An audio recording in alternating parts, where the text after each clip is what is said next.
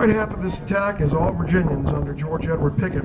The left half of the attack is men from other states like North Carolina, Alabama, Tennessee, Mississippi, under Johnson and Pettigrew and Isaac Trimble of Maryland.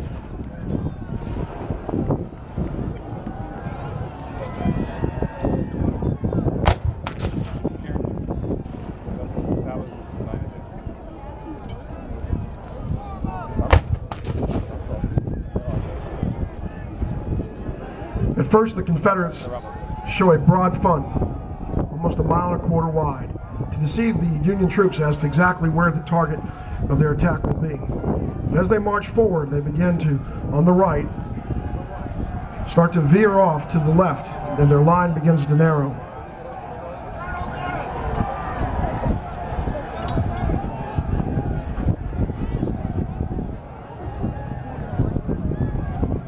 Before they've started, in order to inspire the men, Confederate officers point to the Union Ridge.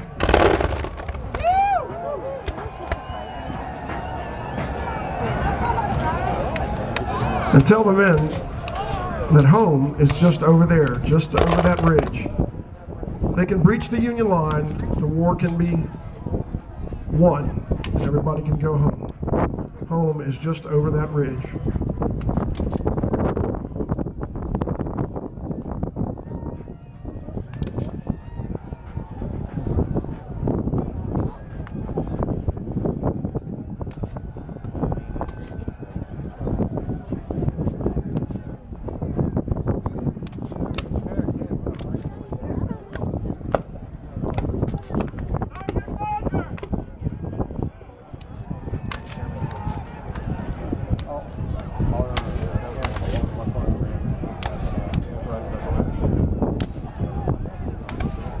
The fact that the Confederate target, a copse of trees, is in the center of the Union lines has begun to cause the Confederates to begin to move toward the center.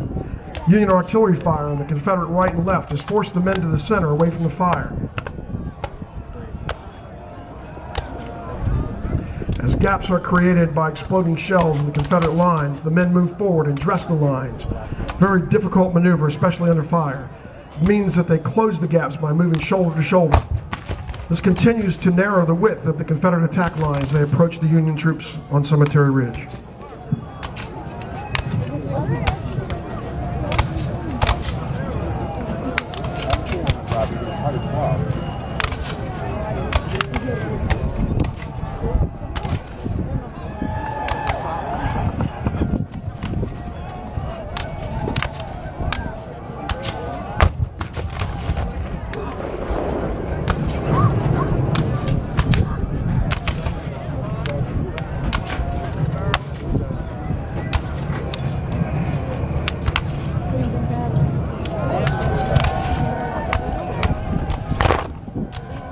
Now, as the Confederates approach the center of the Union line on Cemetery Ridge, they're not really taking direct fire in their front.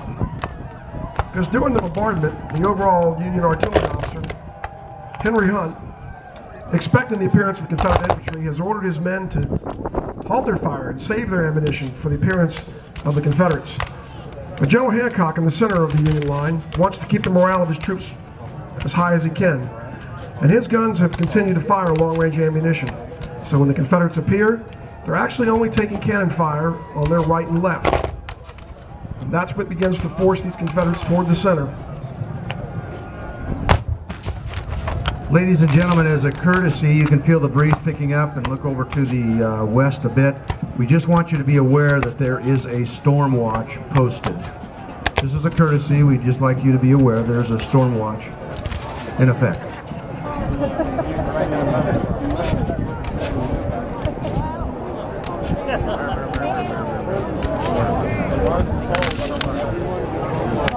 In the immediate target area of the Union line, there are approximately 6,000 men of the Union 6th Corps. The Union 2nd Corps under General Winfield Scott Hancock of Norristown, Pennsylvania. The main part of the Confederate advance consists of about 12,500 men, later supported by another brigade of 2,500 men on the far right, for a total of 15,000 men on the Confederate side making this attack over fields almost a mile wide.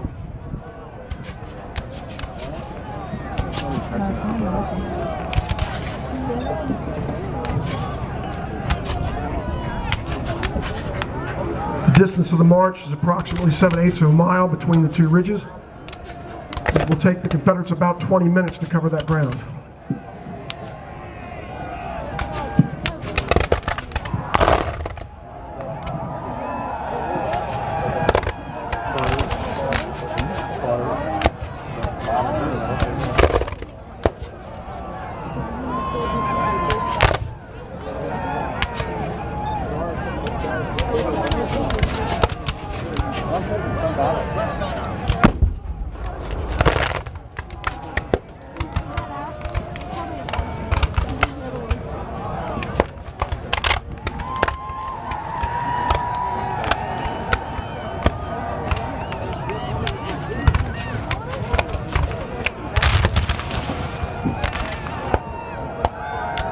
When the Confederates reach the Emmitsburg Road, they get some shelter from the sunken road and the two 5.5-foot tall wooden fences in front of them. In order to inspire his men, one of General Picket's brigade commanders, Lewis Armistead, will place his hat on the tip of his sword and say, "Who will follow me?" It will be about 200 of his Virginians that will not only reach the wall defended by the Union soldiers, but will actually breach it temporarily. Lewis Armistead's uncle was George Armistead, who was the commander of the U.S. forces at Fort McHenry in the War of 1812.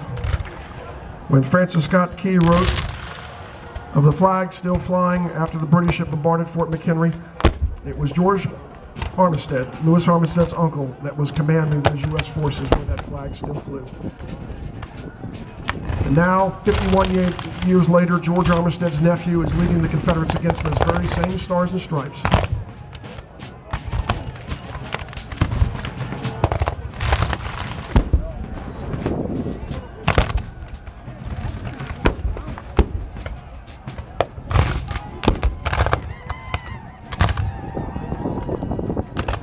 Because the width of the Confederate line has been narrowed as it advanced, it allowed Union forces on the right and left, on the right men from Ohio and New York, and on the left men from Vermont, to swing down and engulf the ends of the Confederate lines.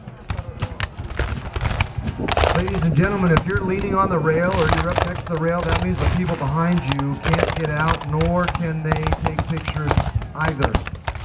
Would you be kind enough and be courteous enough to your fellow man to step away from the rail and sit back in the grandstands, please?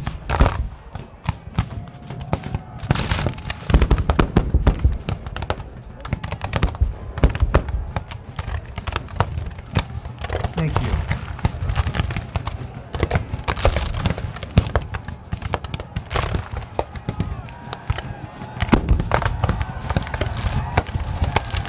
As the Confederates advance toward the wall held by the Union forces, they are entering a gauntlet of three-sided wall fire.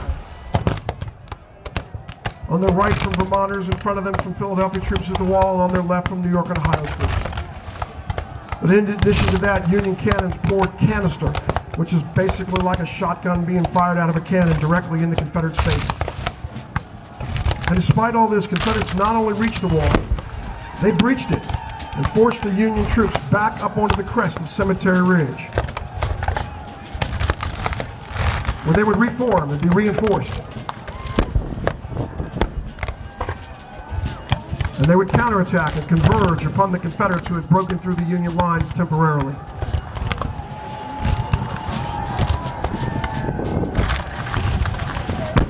The Confederates realized they need support to exploit their temporary breakthrough. They look back in the distance to the tree line they've come from and basically see what you see today. Except for the dead and the wounded, the fields are empty. No one is coming. Now they begin to realize that Picket's charge may be doomed to failure.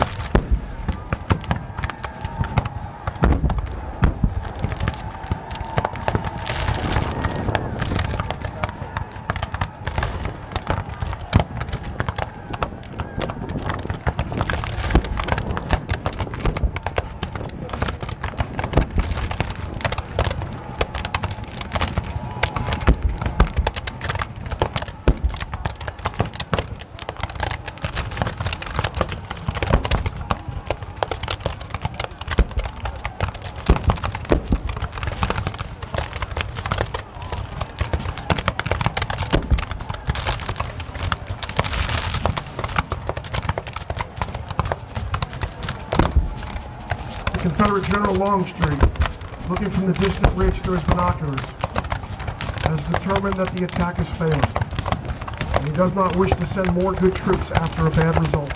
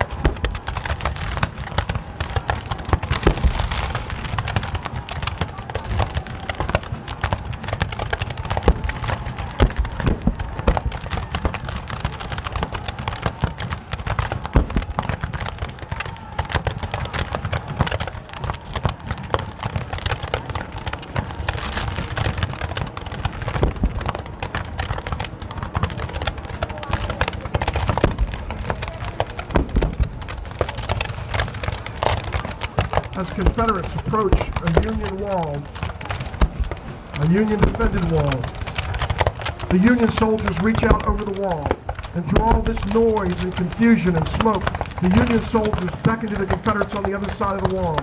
Come on over to this side of the Lord. Come on over as prisoners. We don't want to have to kill men so brave as to make this 20-minute charge, only to be killed in front of the wall. And many of them did cross, but only as prisoners.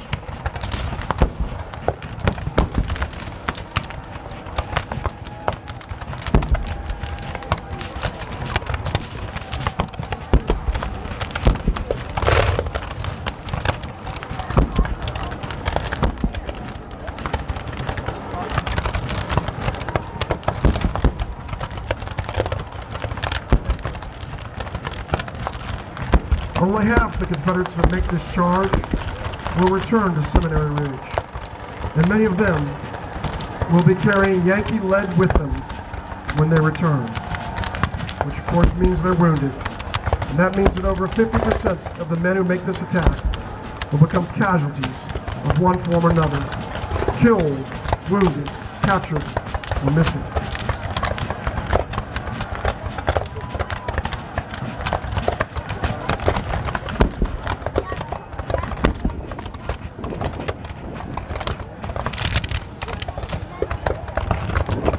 As the survivors stream back to Seminary Ridge, General Lee, their commander, comes out to greet them, and he tells them, "All of this has been my fault. I thought my men were invincible. You must do all you can to help me out of this." He asks his men to reform on Seminary Ridge against the possible Union counterattack that will not come.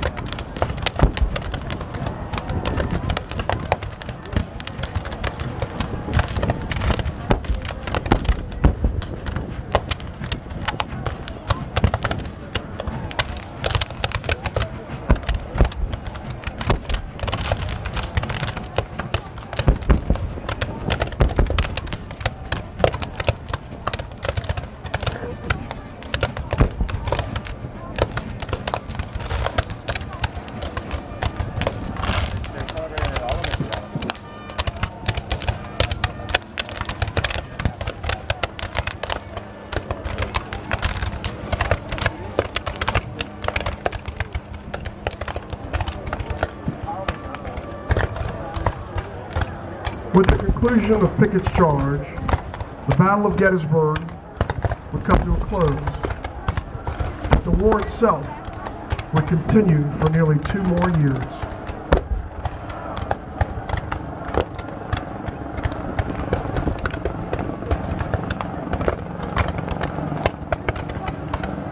Union soldiers, jubilant, have avenged their loss 6 months before at Fredericksburg, Virginia, where they had attacked against Confederates behind a stone wall, only to be shot down. Upon realizing their victory, they began to chant, "Fredericksburg, Fredericksburg."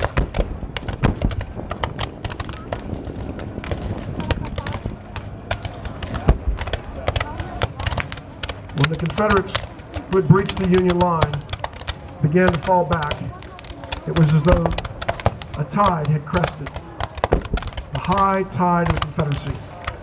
The Confederates would never fully recover from the losses they took at Gettysburg.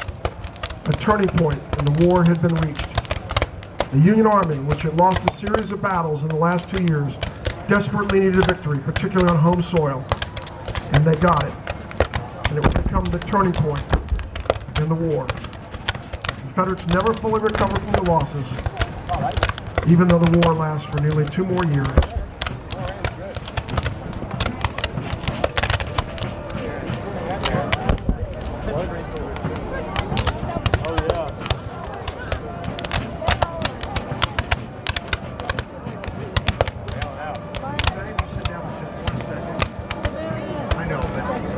Ladies and gentlemen, in these 2 sections here, please no one else leave. The ones that are standing come down, but no one else leave in these 2 sections right here, please. Please don't stand up, sir. Okay, sorry. We don't want to separate you, I know. We could have no one else stand up. Okay, stop up at the top of the rail. Don't go down any further. Sir in the green, could you just stop them there, please?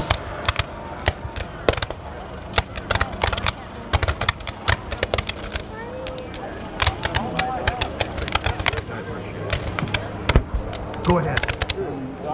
And then, oddly enough, as the 2 armies faced each other across those same fields the next day, ironically, the 4th of July, it began to rain. Everyone else stay seated. Gettysburg would go down as the largest battle ever to be fought in this half of the world. 51,000 killed, wounded, captured, missing. Americans fighting Americans on American soil. And what they did in the process is determined the future course of this great nation.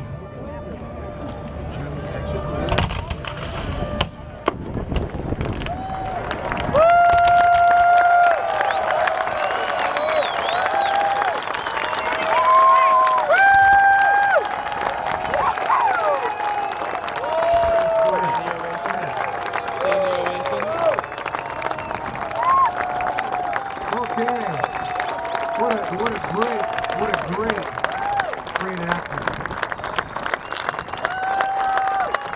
Thank you so much. What a great crowd you all.